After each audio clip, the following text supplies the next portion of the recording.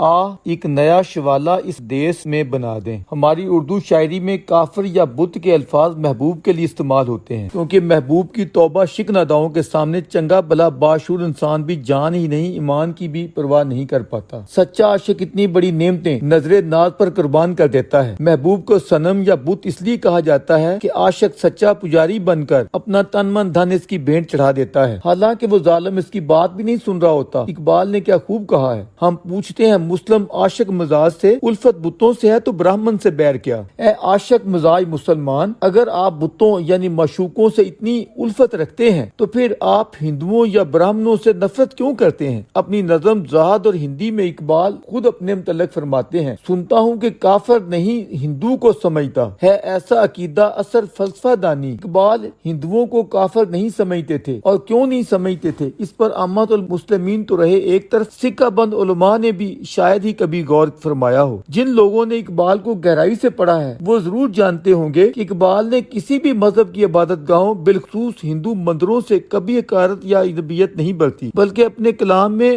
جا بجا وہ جس طرح مساجد کا ذکر کرتے ہیں اسی طرح مندروں کی بھی عزت افزائی کرتے دکھائی دیتے ہیں۔ جس طرح ہمارے قابل صد احترام صوفیہ کرام بشمول بابا بلے شاہ سرکار، پیر وارث شاہ اور حضرت مادھو لال حسین نے اپنے اپنے کلام میں مندروں کے تذکرے مساجد کی طرح اپنائیت سے کیے ہیں، اسی طرح ہمارے عظیم اردو شعراء بشمول میر غالب اور اقبال دیر و حرم کی اصطلاح بکثرت استعمال فرماتے رہے ہیں۔ اگر اس کی تفصیل جمع کی جائے تو پوری کتاب بن سکتی ہے، اور یہ سب ہماری برصغیر جنوبی ایشیا کی صدیوں پر محیط تاریخ و تہذیب کا ناقابل تنسیخ حصہ ہے۔ ہماری یونیورسٹیوں کو چاہیے کہ وہ نسل نو کی آگاہی کے لیے اس حوالے سے تحقیقی کام کروائیں، اس سے مشترکہ تہذیب اور بڑے مذاہب کے درمیان پیدا کی گئی مصنوعی مغایرت دور ہوگی، اور اقبال کا یہ خواب پورا ہوگا کہ مذہب نہیں سکھاتا آپس میں بیر رکھنا۔ اقبال جب یہ فرماتے ہیں کہ جو بے نماز کبھی پڑھتے ہیں نماز اقبال، بلا کے دیر سے مجھ کو امام کرتے ہیں، یعنی میں تو دیر میں بیٹھا ہوں اور مجھے وہاں سے بلا کر امامت مجھ سے کرواتے ہیں۔ دیر سے مراد مندر ہے، بدھا جو بھی ہے، مندر سے اقبال کی اپنائیت اور انسیت واضح ہے۔ اسی طرح ایک جگہ وہ کیا خوب فرماتے ہیں، کعبے میں بت کدے میں ہے یکساں تیری ضیا، میں امتیاز دیر و حرم میں پھنسا ہوا۔ تو در حقیقت اقبال خود پر تنقید کرتے ہوئے قوم کو سمجھا رہے ہیں کہ خدا کے بندو امتیاز دیر و حرم نہ کرو، اپنے ہم وطنوں سے امتیازی رویے نہ اپناؤ، کعبے و بت کدے سے یا ایمان و کفر کی تنگناؤں سے بلند ہو کر کل عالم کے لیے رحمت امید کی روشنی اور فیض یابی کا باعث بنو۔ اگر وہ کہیں اہل دیر پر تنقید کرتے ہیں تو کیا اہل حرم کو معاف فرما دیتے ہیں، بلکہ ان کی خوب خبر لیتے ہیں۔ فرماتے ہیں یہی شیخ حرم ہے جو چرا کر بیچ کھاتا ہے، گلیم ابوذر و دل کے اویسو چادر زہرہ۔ ہندی تہذیب کی رعنائی کو سمجھے بغیر کوئی شخص اقبال کی حقیقت تک پہنچ ہی نہیں سکتا، جو اپنے دین و ایمان کو بھی ہندی اسلام قرار دیتے ہوئے قطعاً نہیں شرماتا۔ اپنے ہم عقیدہ لوگوں کو بھی وہ پورے اعتماد کے ساتھ یہ کہتا سنائی دیتا ہے کہ دیا اقبال نے ہندی مسلمانوں کو سوز اپنا، وہ اپنے پیر رومی کے بالمقابل مرید ہندی بن کر کھڑے ہو جاتا ہے۔ یہ ساری بحث اقبال کے کلام میں صاف ملاحظہ کی جا سکتی ہے۔ اس کے نزدیک میر عرب کو ٹھنڈی ہوا ہند سے آئی تھی۔ ملاحظہ اقبال کا ہندی ترانہ جسے انہوں نے ہندوستانی بچوں کا قومی گیت قرار دیا، چشتی نے جس زمین میں پیغام حق سنایا، نانک نے جس چمن میں وحدت کا گیت گایا، تاتاریوں نے جس کو اپنا وطن بنایا، جس نے حجازیوں سے دشت عرب چھڑایا، میرا وطن وہی ہے، میرا وطن وہی ہے۔ یونانیوں کو جس نے حیران کر دیا تھا، سارے جہاں کو جس نے علم و ہنر دیا تھا، مٹی کو جس کی حق نے زر کا اثر دیا تھا، ترکوں کا جس نے دامن ہیروں سے بھر دیا تھا، میرا وطن وہی ہے، میرا وطن وہی ہے۔ ٹوٹے تھے جو ستارے فارس کے آسمان سے، پھر تاب دے کے جس نے چمکائے کہکشاں سے، وحدت کی لہر سنی تھی دنیا نے جس مکان سے، میر عرب کو آئی ٹھنڈی ہوا جہاں سے۔ یہاں میر عرب سے مراد پیغمبر اسلام ہے۔ وحدت کی لہر سنی تھی دنیا نے جس مکان سے، میر عرب کو آئی ٹھنڈی ہوا جہاں سے، بندے کلیم جس کے پربت جہاں کے سینہ، نوح نبی کا آ کر ٹھہرا جہاں سفینہ، رفت ہے جس زمین کی بام فلک کا زینہ،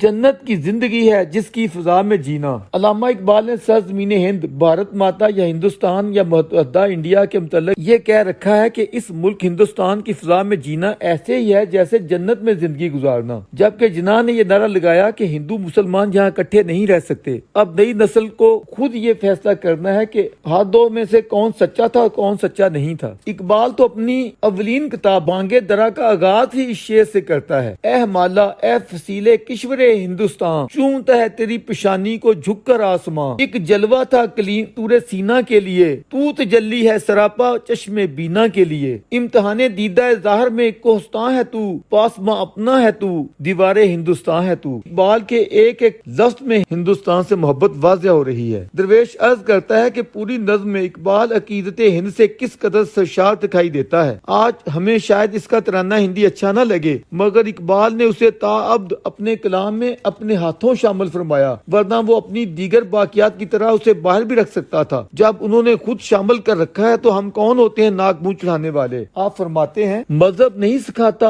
آپس میں بیر رکھنا، ہندی ہے ہم، وطن ہے ہندوستان ہمارا، یونان و مصر و روما سب مٹ گئے جہاں سے، اب تک مگر ہے باقی نام و نشان ہمارا۔ کچھ بات ہے کہ ہستی مٹی نہیں ہماری، صدیوں رہا ہے دشمن دورے زماں ہمارا، سارے جہاں سے اچھا ہندوستان ہمارا، ہم بلبلیں ہیں اس کی یہ گلستان ہمارا۔ نقطہ اعتراض اٹھایا جاتا ہے کہ یہ اقبال کی اولین شاعری ہے، بعد میں وہ پان اسلامزم کے تحت مسلم وطنیت پر آ گئے تھے، جیسے کہ انہوں نے فرما رکھا ہے چین و عرب ہمارا، ہندوستان ہمارا، مسلم ہے ہم، وطن ہے سارا جہاں ہمارا۔ درویش کا جواب عرض ہے اگر یہ تجھی ہے تو اقبال ٹھہرے اس پر بھی نہیں، وہ اس سے بھی آگے گزر کر قید مکان سے گزر، حور و خیام سے گزر، بادہ و جام سے گزر کر فرماتے ہیں تیرا امام بے حضور، تیری نماز بے سرور، ایسی نماز سے گزر، ایسے امام سے گزر۔ تو کیا پھر نماز سے گزر جانا چاہیے؟ وہ طرز کون کو چھوڑ کر آئین نو کی طرف بڑھتے ہوئے اگر اپنی مذہبیت سے فارغ نہیں ہوتے تو چین و عرب یا یونان و مصر یا عالم انسانی کی طرف بڑھتے ہوئے ان کی عقیدت ہند بھی ختم نہیں ہو جاتی۔ مگر اس امر میں کوئی شک نہیں کہ وہ اتا ترک جیسا جدیدیت کا علم اٹھانے کا داعیہ ظاہر کرتے ہوئے ماضی و قدامت پرستی کی بجائے حقائق کی جدید بستیاں بسانا چاہتے ہیں۔ کریں گے اہل نظر تازہ بستیاں آباد، میری نگاہ نہیں سوئے کوفہ و بغداد۔ یہاں وہ صاف مسلم ادوار ملوکیت و جبر کی نفی کرتے دکھائی دیتے ہیں۔ اگر وہ تاریخی و تہذیبی حوالوں سے مذاہب کا احترام کرتے ہیں تو وہ اتنے تنگ نظر نہیں ہیں کہ وہ ایک کا اثبات اور دوسرے کی نفی کریں۔ ان کا تو ملاؤں سے ساری زندگی جھگڑا اس بات پر رہا فقیہ شہر کی تحقیر کیا مجال میری، مگر یہ بات کہ میں ڈھونڈتا ہوں دل کی کشاد۔ اسی لیے وہ حرم کے ساتھ دیر اور مسجد کے ساتھ مندر کا یکساں احترام کرتے دکھائی دیتے ہیں۔ وہ ہندوستان کے مذہبی اوتار سری رام چندر جی کو کن پاکیزہ الفاظ میں ہدیہ عقیدت پیش فرماتے ہوئے انہیں چراغ ہدایت اور امام ہند قرار دیتے ہیں۔ اپنی نظم رام میں فرماتے ہیں لبریز ہے شراب حقیقت سے جام ہند، سب فلسفی ہیں خطہ مغرب کے رام ہند، ہے رام کے وجود پہ ہندوستان کو ناز، اہل نظر سمجھتے ہیں اس کو امام ہند، ایجاد اس چراغ ہدایت کا ہے یہی، روشن تر السحر ہے زمانے میں شام ہند۔ اس کے بالمقابل اقبال نے واز حضرت خطیب اور ملا کے بارے میں جو لکھا یا کہا کاش کوئی صاحب نظر وہ سب جمع کر دے۔ اقبال ہی کیا امام الشعراء مرزا